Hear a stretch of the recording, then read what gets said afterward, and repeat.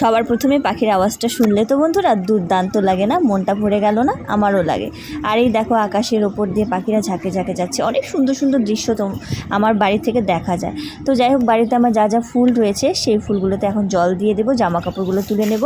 আর ফুল কার না ভালো লাগে বলো? ফুল দেখলেই তো মনটা ভরে যায়।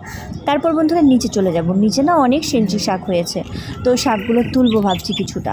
আর সেঞ্চি শাকই তো বলে, তোমরা কি বলো জানিও তো এগুলোকে। এই যে, আর লেবু গাছটা না মরেই গিয়েছিল, এখন দেখছি সুন্দর বেঁচে গেছে।